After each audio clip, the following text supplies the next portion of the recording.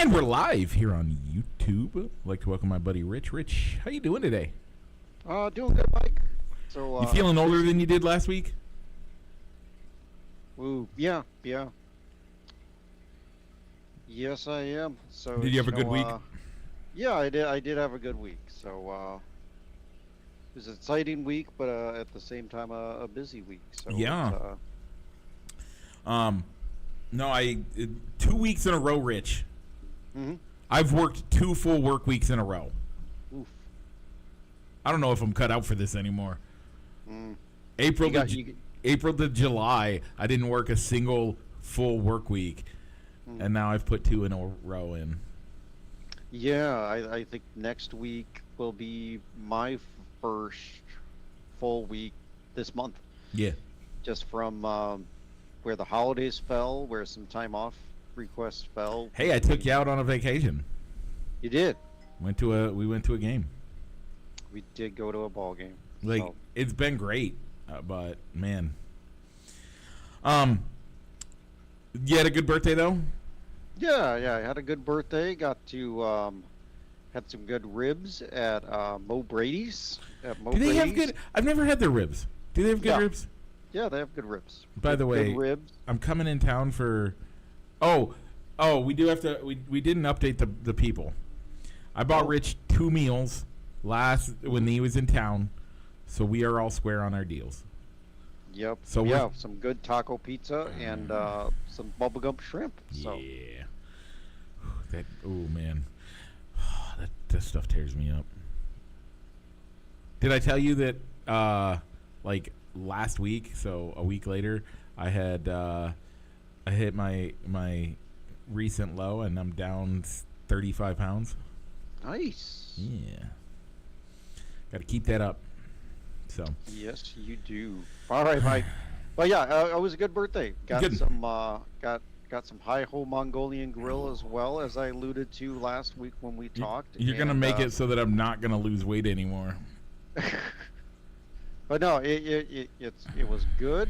So you know that if you make your bowl the right way, you get a lunch, and then you get your meal the day that you take it out of the restaurant as a to-go order, and then you get a leftover lunch the next day. So. And if you do it real right, you have your buddy buy it, and you get charged. You grab a medium bowl, you get charged for a large bowl, and then you get charged over filling a large bowl. So I don't know. I started with the large bowl. I started off with the large bowl, and I don't know if they gave me an upcharge or not, because I walked out of there and it was under $20. So that's all good. So I'll take it. I wasn't asking, but I don't know. I always think that maybe they don't charge me the overspill if I put the $2 into the tip jar. But I'm not sure if that's the case though. Maybe I got to start doing that more.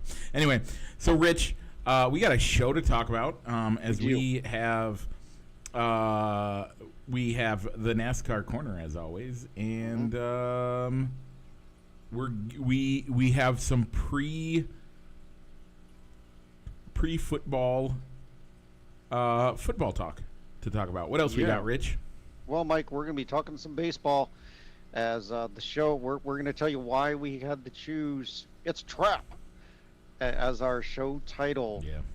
With the way the Cubs played this week. But all that and more, Mike. But what do we got to do first? We got to roll that intro.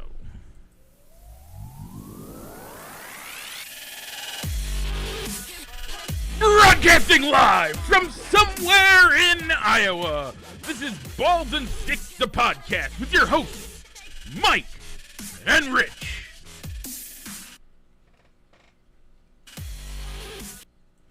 And we're back. Before we get into anything, we got to talk our poll question. Poll question of the week. This last week, summertime activities, dirt track races versus drive-in movie. Well, Mike, for me, this was an easy one. It had to be dirt track racing. By all means, I have yet, since living out here on the west end of Davenport, hearing the race cars, hearing the races fairly regularly on a weekly basis. Wife and I, one of us always says, we should go to the races one of these times. and we were just about going to do it last Friday. Yeah. But fatigue and tiredness hit both of us, and we decided not to go. And so I think I've only been to one race, which was the Chief Blackhawk antique motorcycle races a couple of years back. So we're hoping to go to those this year. But yeah, the dirt tracks wrap up normally by 10:30, and sometimes that's when the first movie is getting ready to start with the sunset, needing to wait on darkness so you can play the movie. And you know what? At my age, at 10:30, that's when I'm crawling in the bed and cuddling up with the missus, not waiting, not starting a movie, let alone a drive-in movie where I got to do a double feature and then drive home. So Yeah, I love dirt tracks, and I used to go all the time. I legitimately did. I haven't been in a while. I actually have a world-renowned dirt track about 20 minutes from my house. okay. The Jackson Motorsport Park is apparently one of the top ones in the country. Okay.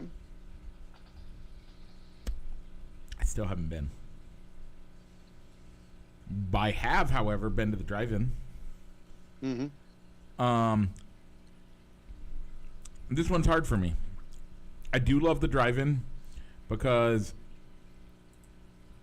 the drive-in gives me, it's more family time, actually. Mm-hmm. So I picked the drive-in. Okay. Yeah, I know it's a sports show, and I didn't pick the sport. I picked the drive-in, and the drive-in won 66 to 34 with 6 votes. So that's 666. So drive-in movies are the devil, apparently. And it was our 6th seed. Gotcha. All right, Mike. So, who were the people that joined you with the drive-in movie? Pam Hendricks, Sue Hart, Matt Johnson, Josh Hendricks, and Danielle Hart, along with me. The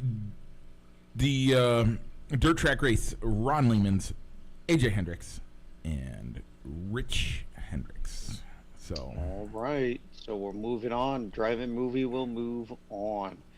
This week, Mike, we're going to go with playing catch. We'll let you, as the voter, decide what you're playing catch with, whether it's a baseball, or Whoa. baseball or a football. Time out.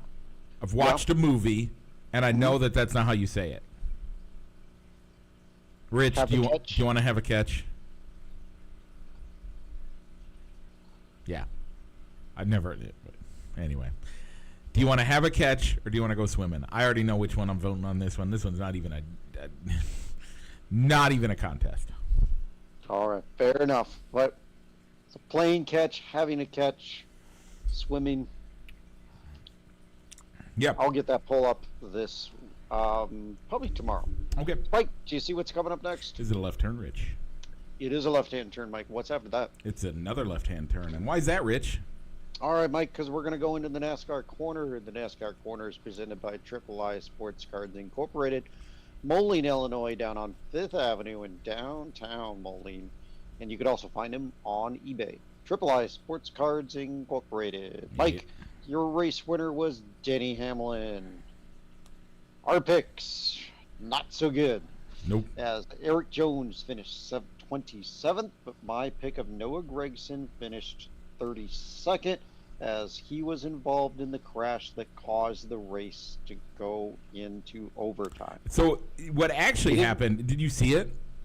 I did. Okay, so what actually happened was Christopher Bell, for the second time while in the front 2 positions, spun out, not hitting anybody, and brought out the yellow flag. Well, Noah Gragson got caught up in trying to slow up and this, that, and the other, and smashed into the infield wall, which it was 7 to go, and Eric Jones is down 3 laps only, so Eric Jones beat Noah Gragson by 4 laps, 5 laps, 6 laps. I don't know how many they ended up counting. That's another question. Do they stop counting after they hit overtime, and it's just those extra laps don't count? Except for the last 3? I don't know, but you know what, Mike? The race grid said that Eric Jones finished ahead of Noah Gragson. That's all that matters. It is. So I win. All right. Yep, 12-11, Mike. You got one more. We got 5 races left in the regular season, and it'll be the final race of this new in-season tournament, which will see number 32 Ty Dillon against number 6 Ty Gibbs. Ty Gibbs was the person that you picked to win the entire thing when we filled out our brackets 4 weeks ago. Or was it 5 weeks ago? Something like that. Yeah, something like that. But would you Next have week thought is that week 5, by the way. would you have thought that Ty Dillon would have made it this far? So, Rich has been told me, make sure you get your last minute whatever you're going to do for the interwebs thing. Mm-hmm. I had Christopher Bell versus Ty Gibbs for it. That didn't end up happening, but I have Ty Gibbs. I did not expect Ty Dillon. By the way, Ty Dillon beating Denny Hamlin. Did he beat Kyle Busch or Brad Keselowski? Either one. And then I don't even know. See, again, view bracket. It was Hocevar. He beat Hocevar, so he had an easy path. He beat. Well, Denny Hamlin's not an easy pass. Come on. Oh, okay, but and then Brad after that- Keselowski, not that easy of a pass. And then Alex Bowman. Okay. And then he beat John Hunter Nemechek was his first easy pass. I'll give you that one. Okay. But when you looked at the bracket, would you have thought that your final 4 on that side of the bracket was going to be John Hunter Nemechek and Ty Dillon? Probably not. No. So yeah. So I know you'll be rooting on Ty Gibbs since he's the person that won the entire thing. And in picking our drivers, it was really tempting to pick Ty Dillon. But if anything, I got to lean to Gibbs on this one. I really do. Yeah, I want Gibbs to win too. Okay. So Brickyard 400 presented by PPG Paint at the Indianapolis Motor Speedway. Mike, who is your pick to see if you can tie this thing up or possibly take the lead if your driver wins it all? I'm going to take Austin Cindric. Okay. Yep, I'm just going to do it. I like it. That's who I was going to pick. So I'll go with his Team Penske teammate, Joey Logano. I like Ryan Blaney at this track a little better, but I've already chosen Ryan Blaney. I think the Penske guys want to win this race for the captain, Roger Penske. So since he owns the track. Yeah. See, but big news to come out of NASCAR this week. Lots Mike, of big news. Lots of big news. As it was announced that the street race will head to Naval Base Coronado in San Diego for 2026. You know what that means, They're going right? to bring You know what San Diego means, right? St. Diego. It means Wales. It means Wales, Rich. Agree to disagree. Yeah. So I don't know. So I mean, I was surprised to see that they're going to do all 3 series there, back to back to make it a triple header. They haven't even done that with the Chicago race, or they didn't do it with Mexico City either, as they only brought the Xfinity cars. So it's kind of cool that they're bringing all 3 series there. So you know that a lot of the Cup drivers are probably going to get in the seats of the trucks and the Xfinity cars to get more experience on the course, because they're not going to change the layout just for between the 3 circuits.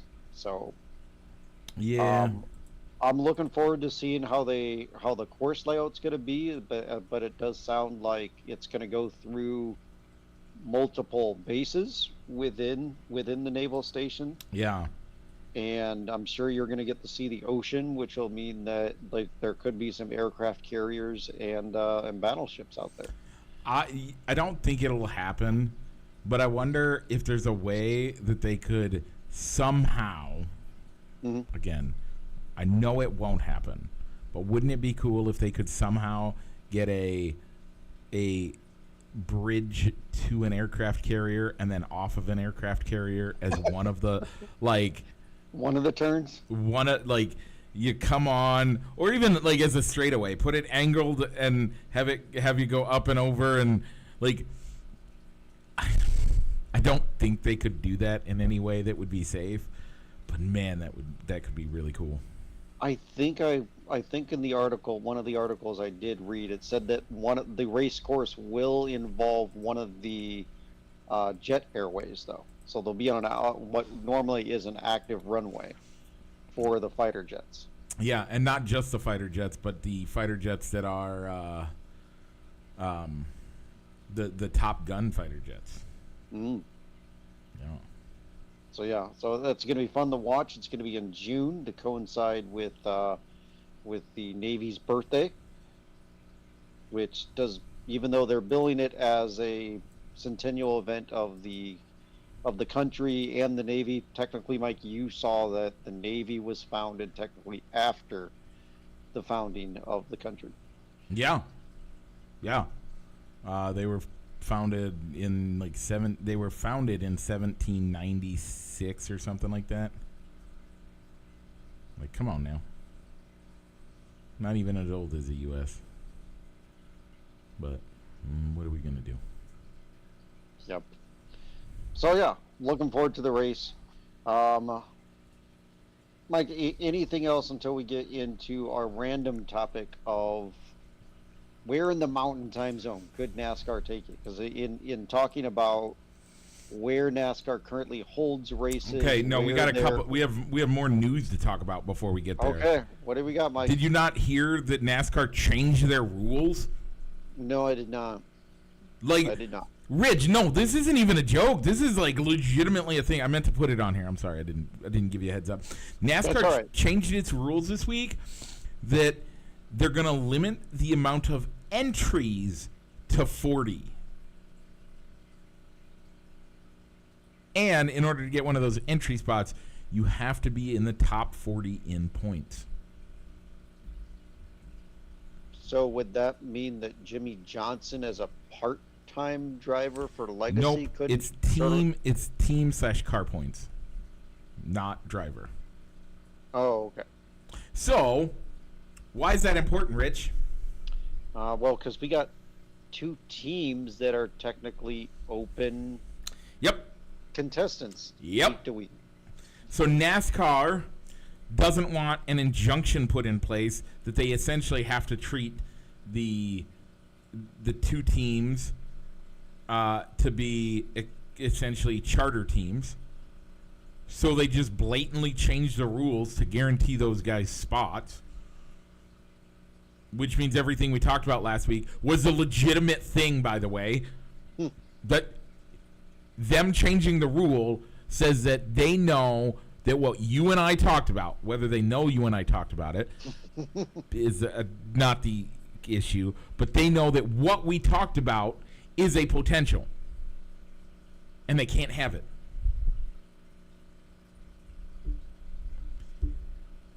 And by the way, the lawsuit is essentially the team stating that NASCAR is a monopoly. Yeah, because I do. And when recall seeing comments by Denny Hamlin saying everything's going to get revealed in December when we go to court with these people. Yep. Everything's going to get revealed. And if you look at what NASCAR's saying, essentially, if NASCAR just unilaterally changes the rules anytime they want, doesn't that indicate that they're a monopoly? A little bit. So with this entry, like a team like Go Fast Racing, I'm just, I know that. Sure. That yeah, we'll go with it. Go Fast Racing. Yeah. couldn't pull out a road course ringer, maybe like Joe Hand or Joey Button, to come into the road course race at Watkins Glen to race for them? Or Nope. And even worse, Rich. So the fact of the matter is, with the homologations, not the homologation's the wrong word. litigations? Nope. With the way that the cars are now, the una like the one body, the one chassis, the goal has been to make NASCAR as cheap as it can be to bring that barrier of entry down. But now they've just literally said, well, you have to blah blah blah, you have to be able to run in every race and get points. You can't just... We couldn't put together a car and take it to Iowa because, we live 3 hours away, an hour and a half away, whatever you want, whatever it is. We couldn't put together a car, get a driver that has his license, slap Balls and Sticks the podcast on the side of it because you and I magically had a $300,000 drop into our lap this week. I don't know. And when it dropped into our lap, it was told to us that we can't do anything except for stupid things. So like a Brewster's Millions type of situation? Sure, I don't even know what that means, but...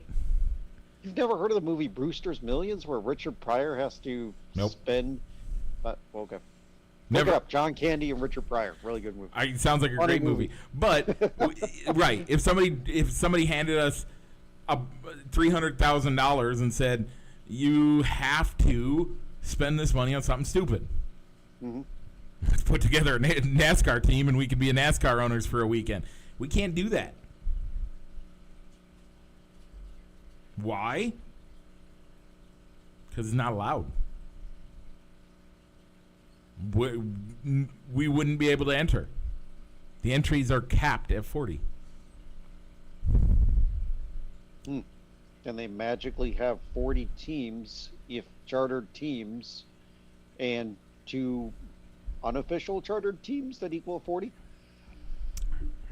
Yeah. Well, the goal was, I think it's 30. This is what Rich didn't want. Yeah, I know. So I don't know. So you're not going to see Corey LaJoy magically appear on the grid as a one-off. So NASCAR race. has 36 charters. Okay. The idea of that was that you could have open teams qualify. If they qualified, but it can't go beyond 40. So now the field is topped at 40. The field is topped at 40, and the field and the entries are capped at 40. Okay. So essentially, if you're in the top 40 in points, you're guaranteed a spot on a starting grade. Even if 41 cars show up. No, they can't have 41 cars show up. I'm saying that if through qualifying. No. The rules now state they only get 40 entries per race. That's what I'm saying, Rich. That is the rule change that changes everything. It makes it look more like it makes it look more like Monopoly. They unilaterally made a decision to change the rules in order to make it so the injunction that 2311 and Trackhouse are going for won't show up, and they don't have to give it away. So they'll be classified as open entries, but because of the amount of points that they have, yep, they'll be one of the 40 cars on the grid every week. Yep. And I got a problem with that. I'm sorry, I got a problem with that. And what's your problem with that, Mike? If the idea of only offering 36 charters and guaranteeing 36 starting spots is there to make it so guys like you and I can put together a car, and if my fat butt can get in there and wing it around a track fast enough to qualify, I can get in the race. So your idea of of Cletus McFarland putting the car together or getting sponsorship dollars that he could buy a seat in a car that maybe doesn't run for a race team. Yep. That maybe doesn't have a charter and runs part-time. Yep. At select courses. If they've submitted their approval and said we want to race in this race, if they're not car number 40 on the entry list to be in the race to go to qualifying, and their car number 41, they would be no. They don't even get to qualify. They would not submit their paperwork in time because they were entry 41 instead of entry 40 for some reason. Worse than that. It's worse than that, Rich. Okay. It is worse than that. It's limited to the top 40 teams. The top 40 teams. Okay. In points. In car owner points / ownership points. Okay, so a random one-off. It can't happen right now. According to the rule change, NASCAR will not and cannot let... I'll give you a perfect example. Let's say next week... Here's one for you. Next week, okay? When's the next road course? Watkins Glen. Okay, let's say they want to go to. Let's say they're going to Watkins Glen, and okay, I think I got one for you, Mike. Okay. Let me know if I'm way off here. So, JR Motorsports. Yep. They are currently number 42 in points. Yep. 42 in points. So, if they wanted to field a car in one of the last 6 races, because they're outside of the top 40, they would be unable to submit their driver to field their car. They Correct. wouldn't even be able to qualify. Correct. But Live Fast Racing, see, I was right. Live Fast Racing, number 37 in the points, could do that, even though their driver is negative 626 in owner points. Yep. If the no, they're 38th in driver point in owner points. Right, because they're 38th in owner points. Guess what? They get a shot. Okay, yeah, they're 37. Yeah.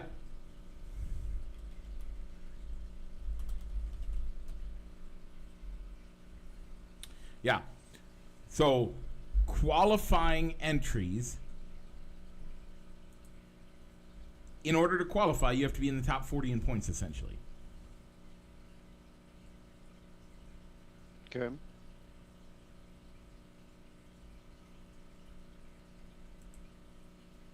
Yeah.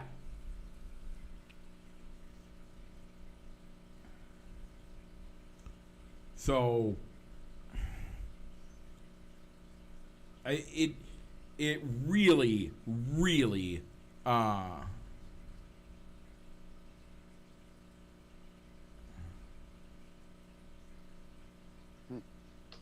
did not see that. I overlooked that story. So yeah. Yeah, that's what I'm saying. That's why, like, it's, yeah, at NASCAR's sole discretion, NASCAR may elect to limit the may elect, so that doesn't mean they're guaranteed to, but it may elect to limit the number of entries for a race to 40. In such instances, open teams will be determined based on team ownership points standings. Four open teams will be eligible for starting grid positions based on fastest single lap speed position to each open team's vehicle in the first qualifying round. Up to 16 open teams will be eligible for the starting grid positions based on highest ranked ownership points. Yeah. This has nothing to do with trying to limit blah blah to. It has everything to do with this stupid lawsuit.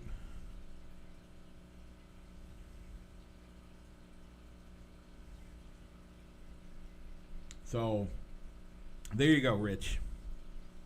All right, so we don't have to worry about Reddick or Bubba Wallace needing a playoff waiver or NASCAR holding a playoff waiver over them saying, no, we're not going to give you a playoff waiver.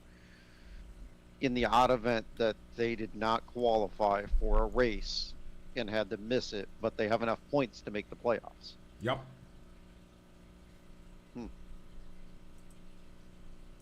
So, but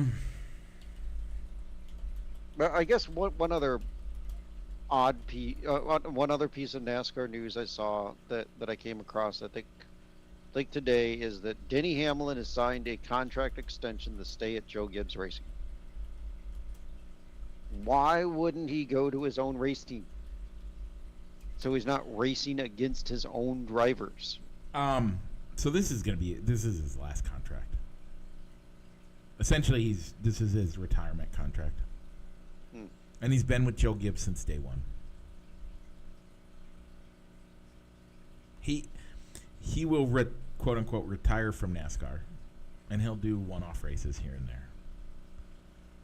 As a third car for 2311, like Jimmy Johnson's doing. Yeah, essentially. I don't know, because to me, I mean, I've watched races, and it's like, and I've seen races where it's like, ooh, is he gonna push his own driver to a win, or is he gonna race him hard and pass him and take the win for himself, since he technically races for another team? He races for another team, but he owns two race car drivers. He owns two cars. Hart owns two cars. But the hard part on that is everybody's favorite driver, God rest his soul, do it for Dale. Mm-hmm. He owned a team that he didn't drive for. Okay. DEI Racing was a team that he owned, even though he raced for Richard Childress till he died. In fact, some argue that the move that killed him was to help one of his cars that he owned, rather than making a move for himself to win. That was before my time. It's just, there's been races where I've seen, like, it's the winning lap. It's like getting toward the end of the lap. Denny's running third. One of his cars is running third or fourth, or behind him, or slightly above or ahead of him. And it's like, all right, is he going to pull an old slingshot move and help put his team driver in a chance to win, so they can make the playoffs, since he already has more than enough wins to make the playoffs? Or is he going to take the race for himself? Yeah. I don't know. I think as a competitor, you just always want to win. That's what I would always do. But okay. With that, Rich, you asked the question. Let's get into it. Where are some places that you think NASCAR should go in the Mountain Time Zone? Yeah, I mean, we kind of looked at it as the Mountain Time Zone, because really the entire Mountain Time Zone across all of sports is kind of like a dead zone. You have Denver, Colorado, home of the Nuggets, the Rockies, and the Avalanche, in Salt Lake City, Jazz, and now the Mammoth. Yeah. Outside of those cities or states, that's it. There's nothing there. Yeah. So, and none of them have NASCAR. Well, there's one race of a NASCAR. There's one NASCAR race in the Mountain Time Zone. Do you know what it is? Okay. Phoenix. Phoenix. So, outside of Phoenix, what could we do? Well,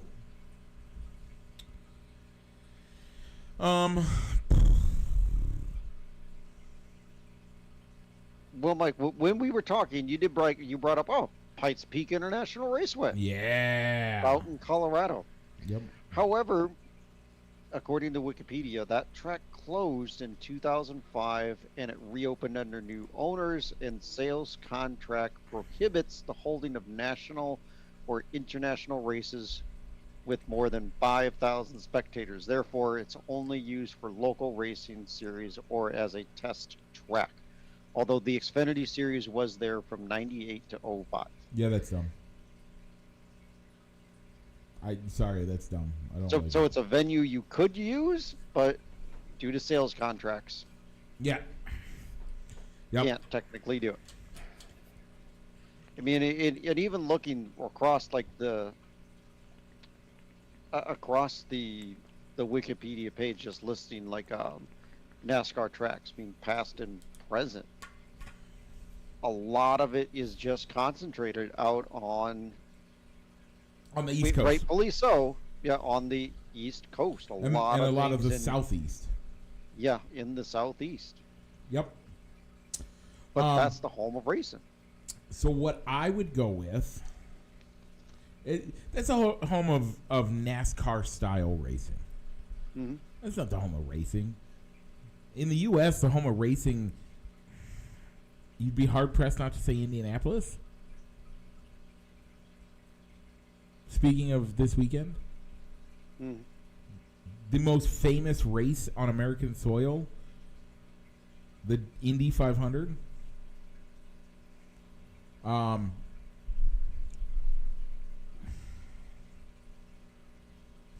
mean, in all fairness, a lot of those states that are in that mountain time zone are very low population. They're sparsely populated. That's why there aren't many. That's why Denver and Salt Lake City, I think Salt Lake City are the only professional sports team. Are the only Phoenix markets. Okay, and Phoenix. I consider Phoenix the Southwest, even if they're in the. They are in the Mountain Time Zone. Okay, and Phoenix to predominantly have professional sports teams. Even though in my mind, I think of Phoenix as being more west. I agree. The West Coast. I think of it that way too. But they're in the Mountain Time Zone. I'm just okay. We gotta, if we're gonna do it, we gotta be accurate about it. Okay.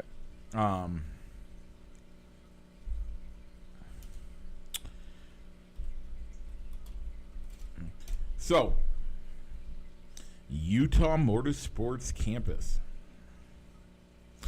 Ooh, I got an idea. Okay, Mike. What's that? Stupid idea. We're playing stupid ideas today, right? Sure. How about the most famous racing venue almost in the world? What's that? The fastest place on earth. Bonneville. Could you set up? They're willing to do dirt track races, right? It's the Bonneville test track? The Bonneville Salt Flats. Oh, okay. Is that where they had the world fastest Indian? Yes! The track for the world's fastest Indian? Yes. Okay. Okay. But why not? So you build a dirt track out there? Build a dirt track out there. Where's everybody going to sit? Are you building up the stands for this thing too? Yeah. I mean, if you're going to do something stupid like that, why not? Why wouldn't? But again, it's also one of the most famous places on earth. Like, why wouldn't that be a great place to do it? I'll give you that one. Okay. Like, to me, that just seems like a great, like, it would be super fun to do. Go out to Bonneville and like, how NASCAR has never gone out to Bonneville and seen what the top speed of their car is, I will never know. It's like a 5-mile flat track. Drag strip style, but still, to me, that just seems like a no-brainer. Okay. So, let's start there. Just as a random idea. I also think I wonder if there's a way to turn Pikes Peak Rally into a circuit course. Oh, you already got people complaining there's too many road courses. You're not going to add one. They're not going to add another road course.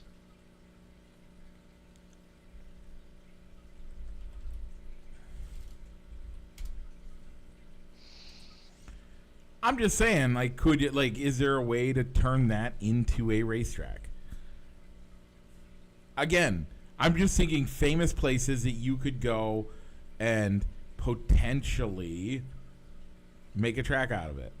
It does not look like there's a way to make a track out of it. So they couldn't do that.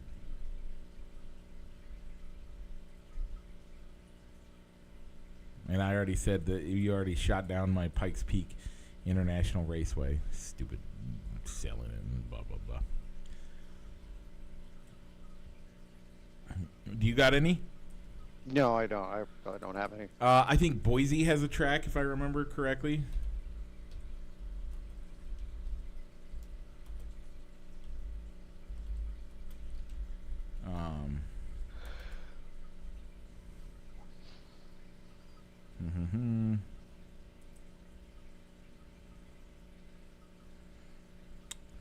So I think there are places. Boise would be a good spot to do it. Montana has a big track. Again, is there anywhere in Canada? I don't know. Does Winnipeg have anything? Don't think so. I think when I looked at the Wikipedia page, it was Ontario and Montreal. Somewhere in Montreal, so I'd have to imagine it'd be somewhere near Toronto, and then you got a road, but both those are road courses. How about Albuquerque? Albuquerque, New Mexico.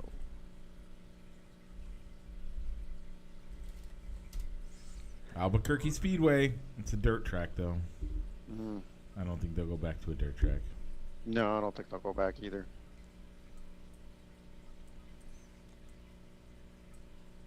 You would think, with as much vast and open land there is out there, you could buy a stretch of land and make a Daytona-style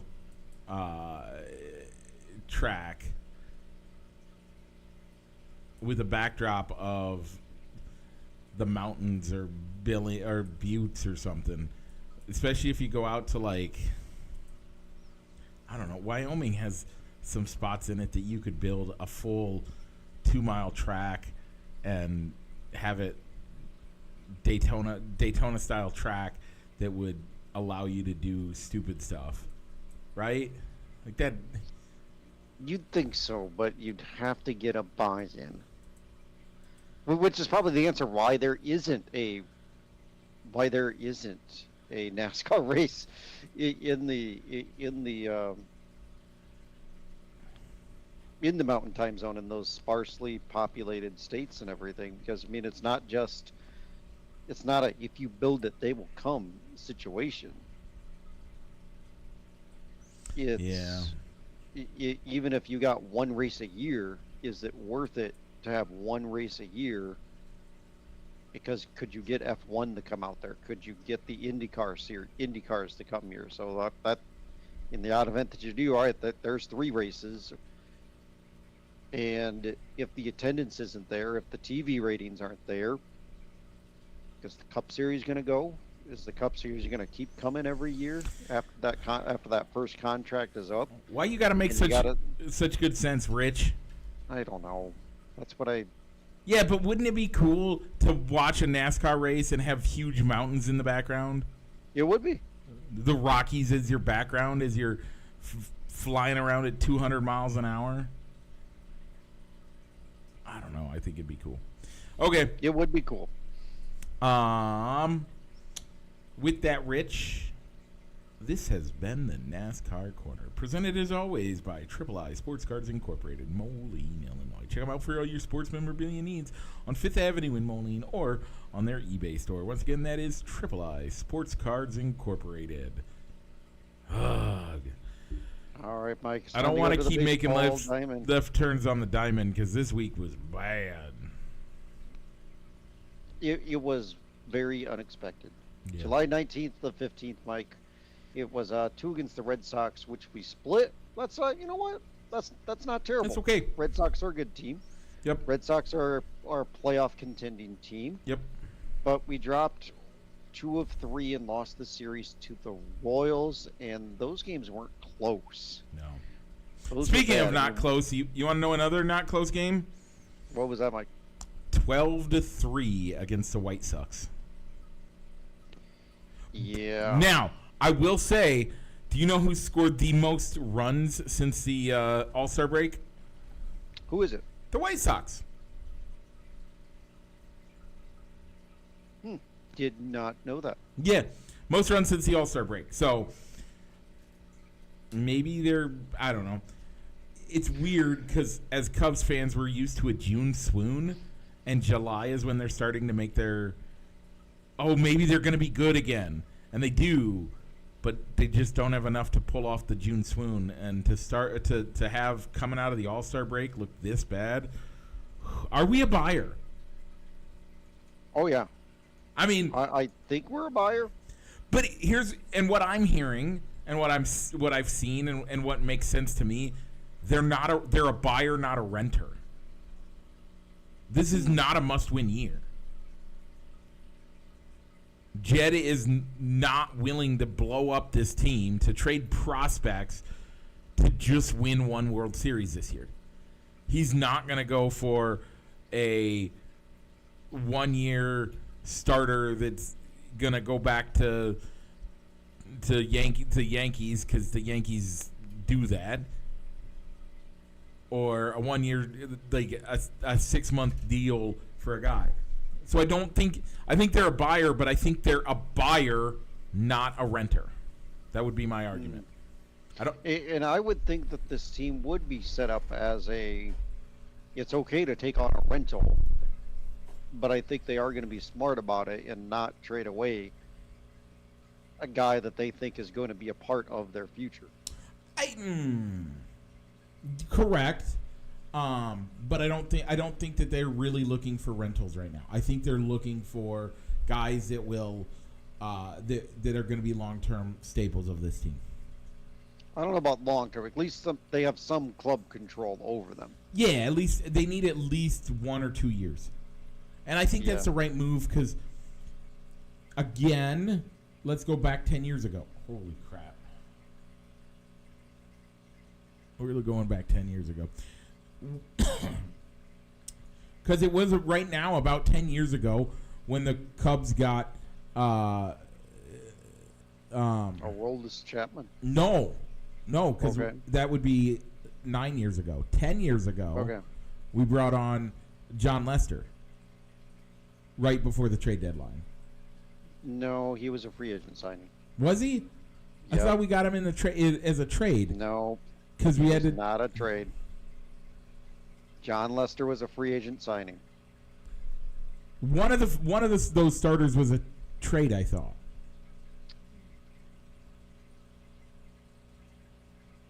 Arrieta was a trade deadline pickup. I think that was like 14. Right. We're in a 14/15 spot. We are not in a 16 spot right now. Okay. We're not in a must-win situation. Let's be honest, and ownership, leadership in the clubhouse knew it. The Cubs were a must-win. Like, that was the year. And it turned out to be correct. I don't know that, like, if they didn't win that year, would we still be clamoring for a World Series right now? And I think the answer is yes. So I think that we're in 2014, 2015. We're not in 2016. And that's why I don't think it'd be a rental year. Maybe if you can get a guy that's on a 4-year deal and he's on the second or third year of that deal, maybe. But I think I think they want to get at least 2 years out of whoever they get. So that would be where I'm at. All right. I think a little bit. I think there is some urgency to win this year because the front office are on expiring contracts. They technically, their contracts haven't been renewed. So you'd want to, while you don't necessarily want to mortgage the future to bring on a guy, maybe push them over the top. Would you make the Chapman trade right now? I'm just trying to think of what the comparables would be to Glaber Torres and Billy McKinney, and I don't remember who the other guy they sent over to New York. Those are the two names I remember who that is. But the one prospect, but there are two guys that I keep on hearing that are like, no, you can't trade this guy, and it's Owen Casey, the right fielder that's just tearing it up in AAA Iowa right now. Probably would be on any big league team, except for the Cubs, because DH and the outfield are all spoken for. We have way too much outfield right now. But even though you see all the Facebook posts saying that Kyle Tucker wants to be in Chicago, he's moved his charity to Chicago, he's bought a house in Chicago, he wants to stay in Chicago. Until that Scott Boras client has his name on the contract and he's locked in, yep, you need to hang on to Casey so you can plug him into right field if Kyle Tucker walks, because his agent. It's Scott Boras. You don't trust Scott Boras. Yeah, it's Scott Boras who wants to. I don't get trust the most money out of for his clients and does not care about the team.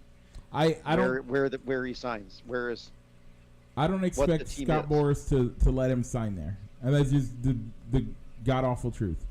Well, I think he will let him to sign there, but it's going to be on hit at the max amount of money possible. But I don't think the Cubs are going to put that much money in. Like, I think they could, but I don't think they're going to. With as much as we have for prospects behind him, are you willing to spend the top dollar versus anybody else's bidding on him?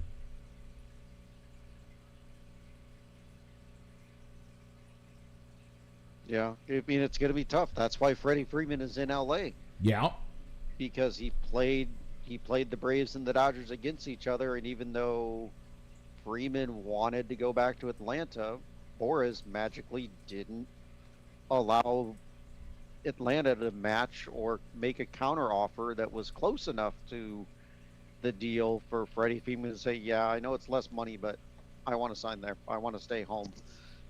And he's out in LA now. Yep. That's why Chris Bryant is in Colorado, of all places. Been on a last place team and injury riddled. But he's in Colorado. Yep. I don't know. So, I mean, that, as long as I think the other one I've heard is Jackson Wiggins. Been doing really well. Been skyrocketing up the minor leagues.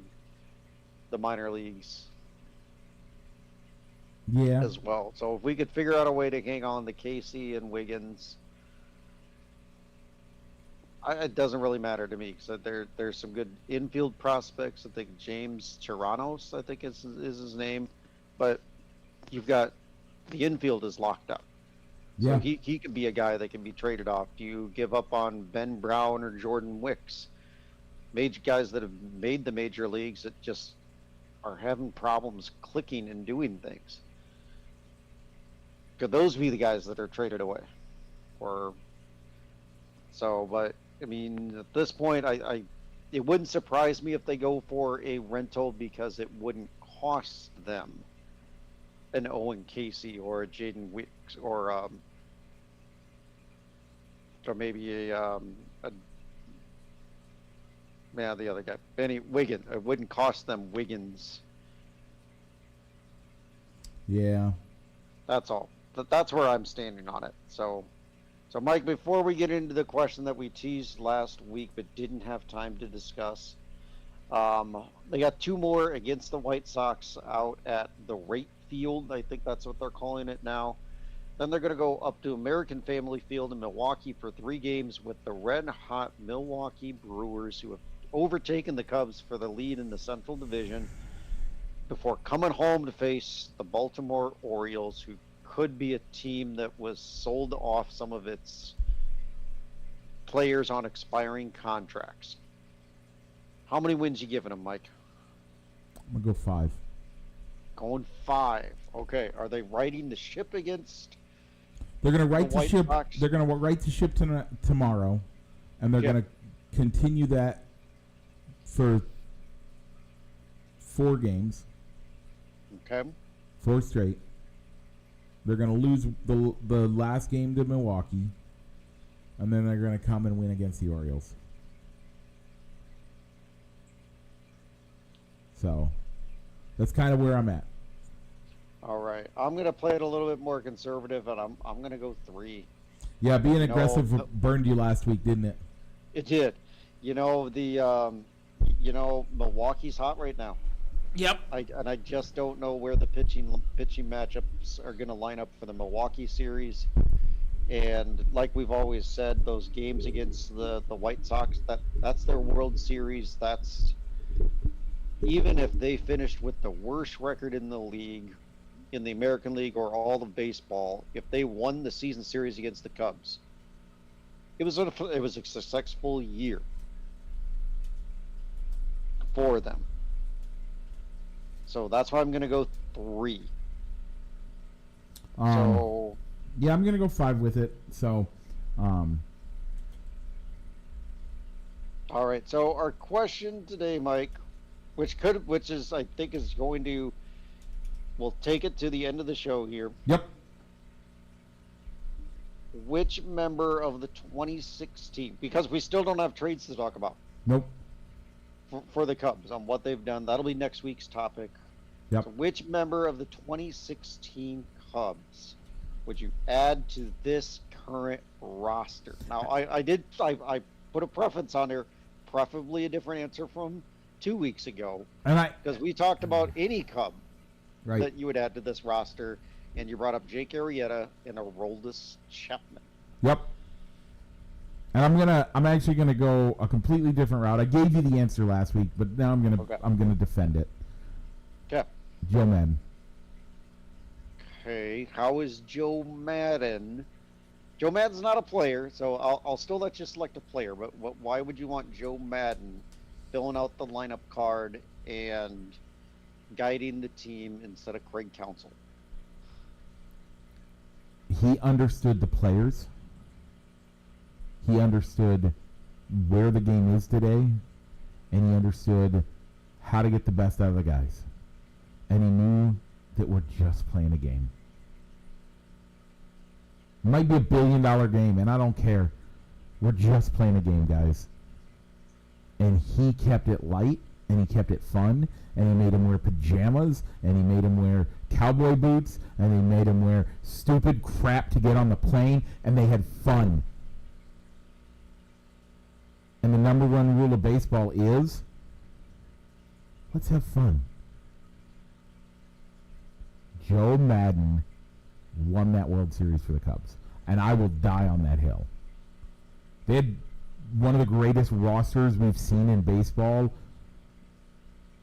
since Murderers Row. I would argue it's pretty close.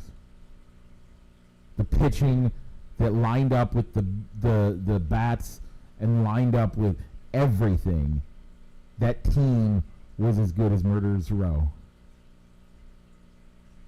But without Joe Madden, that team doesn't win that World Series. And I think if you brought Joe Madden in right now, I'm not saying right now, but if you brought Joe Madden in this year, I think he could have gotten it so the guys understood and the guys could win. Because right now is where you need Joe Madden.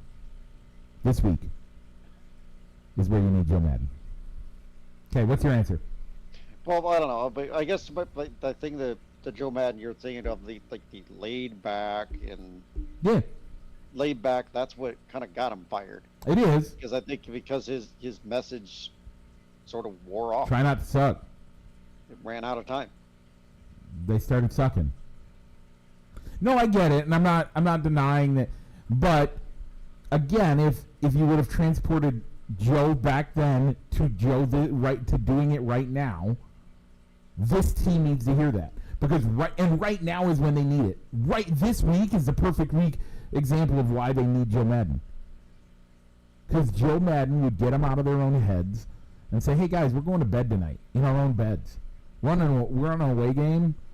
Everybody come to the stadium in swimwear. We're doing a beach party. We're showing up on the bus in Wrigley to go to a beach party on the south side." And that's how they're going to show up. And that would get the guys out of their own head, and they would have fun, and they're going to win the games. That's what I'm saying, Rich. Okay. Okay, what's your answer, though? You know what, Mike?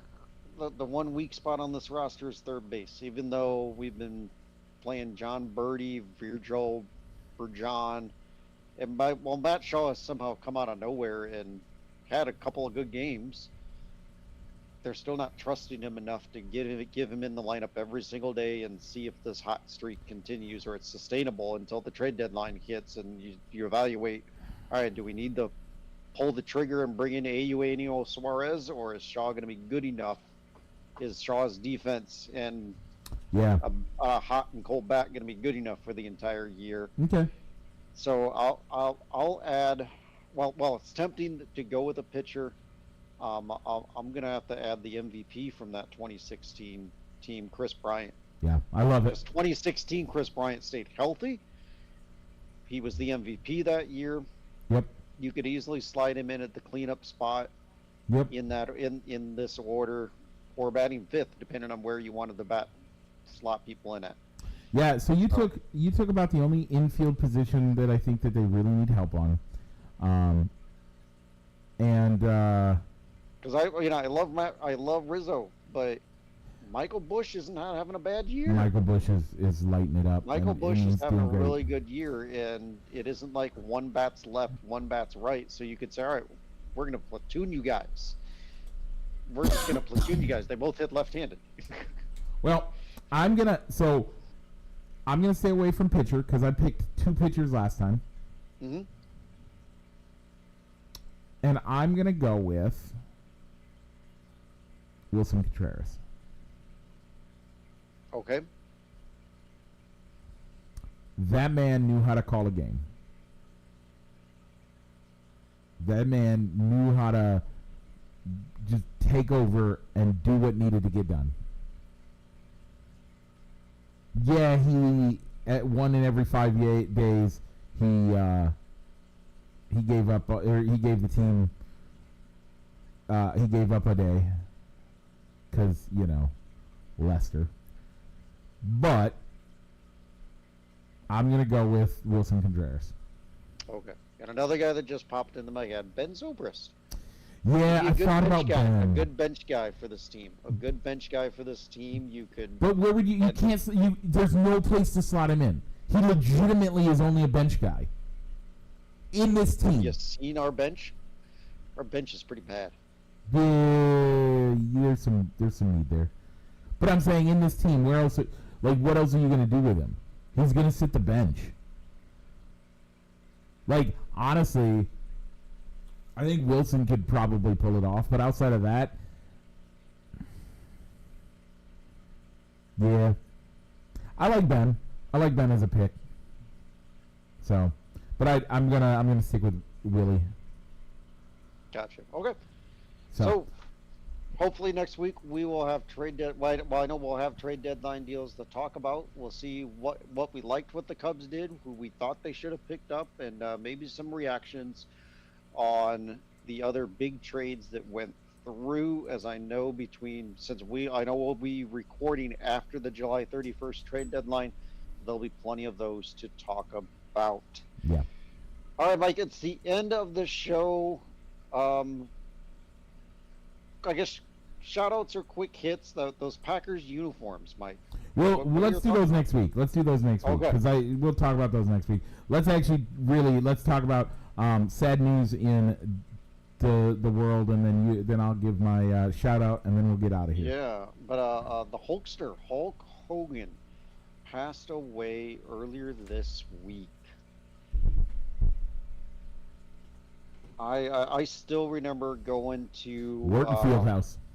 Wharton Fieldhouse to see him wrestle.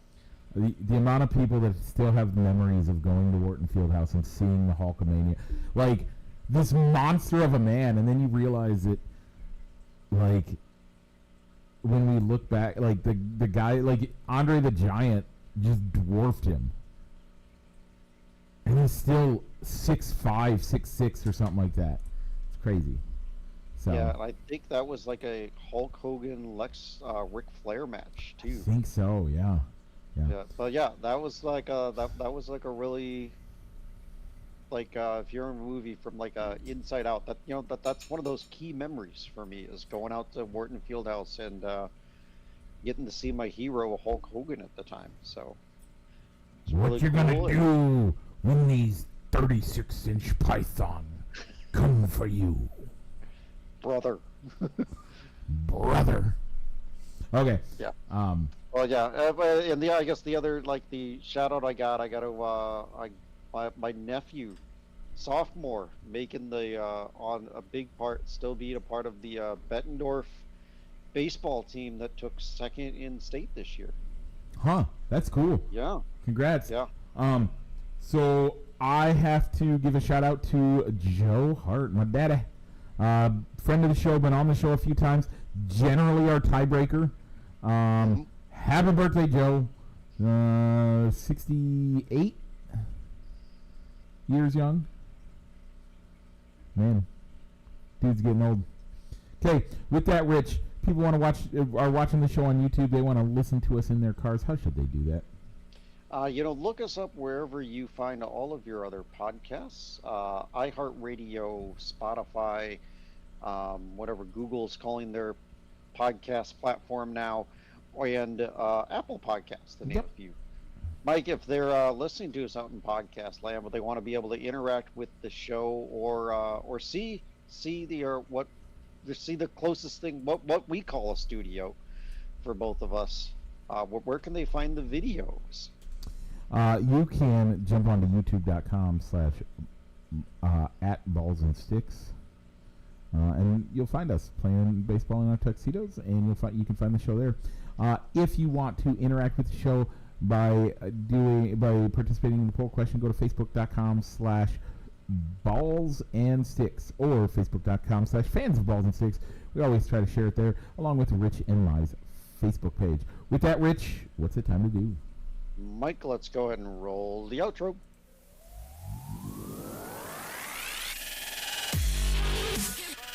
Broadcasting live from somewhere in Iowa, this is Balls and Sticks, the podcast, with your hosts, Mike and Rich.